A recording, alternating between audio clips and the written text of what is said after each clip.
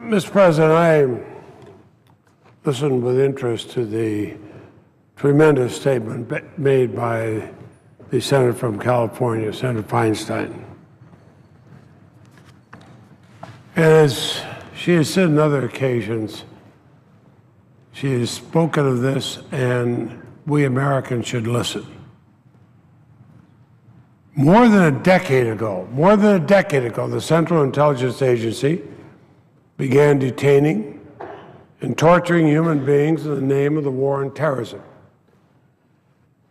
And then employees and contractors of the United States government were paid for by our taxpayers' dollars, abused, degraded, dehumanized people. They stripped them of their basic humanity, and then but more than stripping them of their basic humanity, they stripped America of its standing in the world as a leader in promoting and protecting human rights.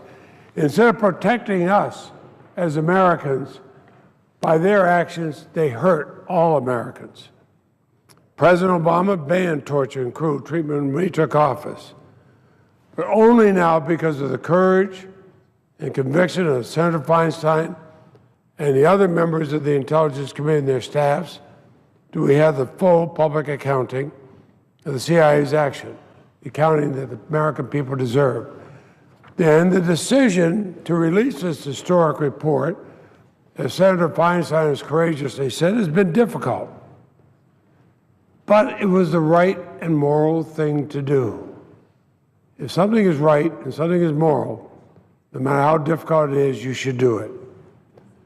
And releasing the report demonstrates that America, the America I love, is different. As Americans, we cannot sweep our mistakes under the rug and pretend they didn't happen. We have to acknowledge our mistakes. We have to learn from our mistakes. And in this case, we as Americans must and will do everything we can to ensure that our government never tortures again. 5 years ago, in 2009, I called for a commission of inquiry to review the then administration's detention and interrogation program and other sweeping claims of abuse of executive power in the Bush administration. I believe that in order to restore America's moral leadership, we have to acknowledge what happens in our name, because much of the leadership that we can show around the world is not based on our wealth or on the power of our military, but on moral leadership. And our nation needed, back then, they needed a full accounting of the CIA's treatment of detainees. We need it today, and with this report, at long last, we have it. Now, this is not the first report to condemn detention and interrogation policies and practices that were used during the last administration, but it's the first to fully chronicle the actions of the most secretive of our government agencies, the Central Intelligence Agency. And the final report lays bare the dark truth about their program. And that truth is far worse, it's far more brutal than most Americans ever imagined. Now, we've all seen the shocking pictures from Abu Ghraib. We've read the cold clinical descriptions of harsh or enhanced techniques written by Department of Justice attorneys to justify such treatment. And we know that what was done at Abu Ghraib, while it terribly diminished the image of the United States throughout the world, it didn't in any one iota make us safer. In fact, many would argue it made us less safe. And the report makes clear one fundamental truth. The CIA tortured people. That's the bottom line. And no euphemistic description or legal obfuscation or pedophagy can hide that fact any longer. The Intelligence Committee report shows that techniques like waterboarding and sleep deprivation were used in ways far more frequent and cruel and physically harmful than previously known. And it shows that gross mismanagement of those in charge of the CIA a shocking indifference to human dignity, led to horrendous treatment and conditions of confinement that went far beyond even what they had been approving.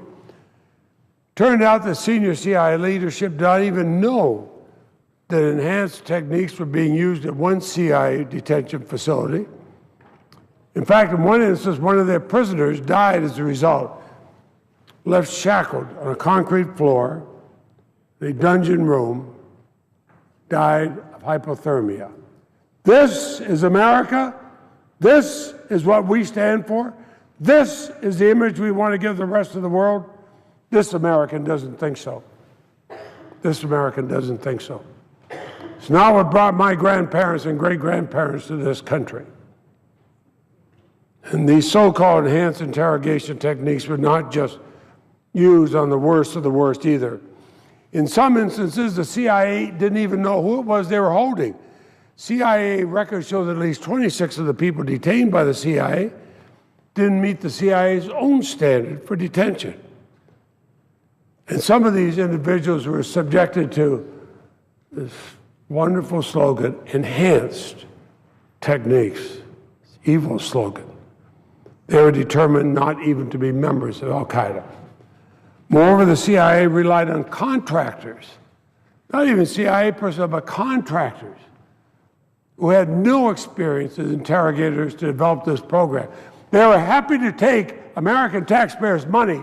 They didn't know what they were doing, but said, give us the money.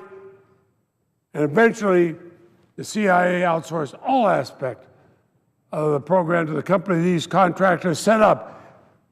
Did they make a few $1,000s? No, they made $80 million to do this. This is a program out of control. It's yet another reason why Congress has to exercise its oversight responsibility. The report also disproves CIA claims that torture programs were necessary to protect our nation and its thwarted attacks. How many times have we heard that on this floor? Oh, but we need this to protect us. We need this to protect us from another 9/11. We had all the evidence we needed to stop 9/11.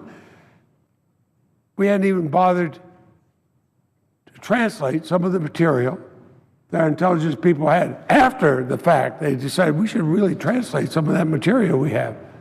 And then we found what could have been stopped. This program of torture didn't make us safer. And as laid out in meticulous detail in the report, the use of these techniques did not generate uniquely valuable intelligence. In fact, the report thoroughly repudiates each of the most commonly cited examples of plots thwarted and terrorists captured. And that shouldn't come as a surprise. The Senate Judiciary Committee held numerous hearings on the Bush administration's interrogation policies and practices. What we heard time and again from witness after witness is that torture and other cruel treatments don't work. But there are still some who continue to argue, even in the face of overwhelming testimony, and actually now hard evidence to the contrary, the program thwarted attacks and saved lives. They defend the CIA's action. They argue the report does not tell the full story.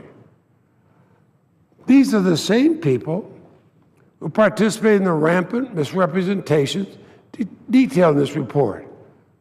The report shows that CIA officials consistently misled virtually everyone outside the agency about what was actually going on and about the results of CIA interrogations. It's very similar to what we had leading up to the war in Iraq after 9/11. I remember being in those hearings, Mr. President. I remember listening to the then Vice President. I remember listening to others in these secret hearings and thinking, it doesn't ring true. And I stated that I thought some of the things they were telling us didn't ring true. And I remember walking early one morning with my wife near our home, and two joggers coming up, calling us by name, people we'd never seen in the neighborhood. One of them said, I hear you have some questions. Have you asked to see report and names of particular report? I said, I hadn't. I didn't know there was such a thing. He said, you might find it interesting to read. I did. And then I raised even more questions about what I had read there totally contradicted what the Vice President and others are saying. And I mentioned that to some. A few days later, we're out walking again, both joggers. My wife remembers this so well. They said, I see you read report such and such. I said, I did. But did they tell you about this other report? I said, I didn't know there was such one. You may find it interesting. And I got it. And it was obvious from that they were withholding evidence that Saddam Hussein had nothing to do with 9/11, contrary to what the Vice President and others were saying. There were no weapons of mass destruction, that this did not prove to be a harmful nation to us. In fact, they were actually well penned in by the no-fly zone we had set up. But we rushed to war because we'll show them they did 9/11, even though they had nothing to do with 9/11. Now, almost $3 trillion later, look at the mess we're in. The amount of material that was held back from people who should have seen it, including members of Congress, White House officials, even Justice Department lawyers were being asked to review the legality of CIA techniques. Now, in the coming weeks, as we go into the new Congress, we're going to hear a lot about the need for oversight. I would hope they would look at the report that Senator Feinstein and her committee have come out with, because this is where oversight should be at the top of the list. So too should the unprecedented spying by the CIA on the congressional staff investigating this program. Just think of that, Mr. President. They investigated members of Congress who were asking them about things they'd done wrong. And then the troubling pattern of intimidation that included the CIA referring its own congressional overseers to the Justice Department for criminal prosecutions. My God, we're going back to the Joseph McCarthy days and things like this. This report, this action, show our CIA out of control, and it's incumbent upon all of us, Republicans and Democrats alike in the Congress, to hold the agency accountable. The Judiciary Committee should take a hard look at the role of the Department of Justice and its legal justifications for this program. Much ink has been spilled criticizing the OLC opinions written during the Bush administration by John Yoo, Jay Bybee, and Stephen Bradbury. The OLC has always had a good reputation, but these opinions sullied the reputation of that office, and they've been rightly repudiated. But the report also demonstrates that even those opinions were the result of key misrepresentation by the CIA about the seniority of the people subjected to these techniques, the implementation of techniques, the intelligence resulting from them. Now, as an institution, if we truly represent 325 million Americans, don't we have a responsibility to examine the systemic failure that allowed this to happen, and then to ensure it doesn't happen again? And those who attack the credibility of this report are wrong. This report is not based on conjecture or theory or insinuation. Anyone who reads it can see that this careful, thorough report was meticulously researched and written. Mr. President, it's based on more than 6 million pages of CIA cables, emails, and other documents containing descriptions that CIA employees and contractors themselves recorded. I believe that Senator Feinstein and the other members of the Intelligence Committee who worked on this deserve our respect and our appreciation. Intelligence Committee staffers, too, have dedicated years of their lives to this report, and they've demonstrated courage and dedication in the face of enormous challenges because they thought first and foremost about the United States of America. I think about the past year, they even threatened with criminal prosecution. For why?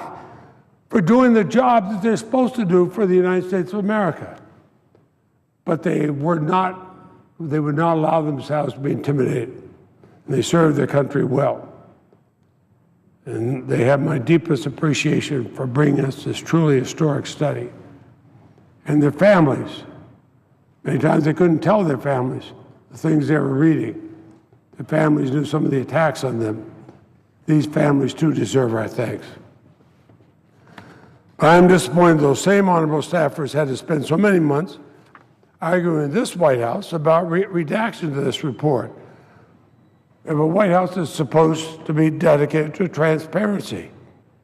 The report should have been issued months ago. It still contains more redactions than it should. I can think of some, I wonder why they're there. But I'm gratified that we can finally shine light on this dark chapter. Because among the many lessons we could take from this report is that Americans deserve more government transparency. That's essential to a strong democracy. Just yesterday, the Senate unanimously passed a bipartisan bill, the Leahy-Cornyn bill. It significantly improves the Freedom of Information Act. And I think today's release of this report is another important victory for greater government transparency. So I strongly disagree with those who argue this report should not come out, and those who have tried to pressure and silence Senator Feinstein. Don't place the blame on those who are telling the truth. Place the blame squarely where it belongs, on those who authorized and carried out a systematic program of torture and secret detention, which is in violation of domestic law, it's in violation of international law, but it's in violation of the fundamental principles of morality on which our great nation was founded. In trying times like those faced after September 11th, and those we face now, we look to our intelligence, our military, and law enforcement professionals to keep us safe, and we're fortunate to have so many talented people in intelligence, military, and law enforcement. But one thing, for their sake and our country's sake, we should never become so blinded by fear that we're willing to sacrifice our own principles, laws, and humanity. We're the greatest, most powerful nation on earth. Don't say we're going to turn our back on our laws, our history, our Constitution, because we're afraid. Well, this senator is not afraid. Because no matter what, our enemies are human beings. And no matter how hardened and evil they are, no matter how repulsive their actions, and many are, no matter how horribly they treat their own victims, we do not torture them because we don't join them on that dark side of history. We stand on the other side of history as Americans. Generations of men and women have given their lives. Many have even endured torture themselves in order to protect this nation. They did so not to protect our way of life, but to protect our principles, our understanding of right and wrong, of humanity, of evil. The shameful actions uncovered by this report dishonored those men and women who have fought to protect what is best of our nation, as well as the men and women even today who continue to put their lives at risk for this country. Americans know throughout this country we're better than this. As we heard after Abu Ghraib, and we'll hear now, we're better than this. And we should never let this happen again. But let's show the rest of the world that too.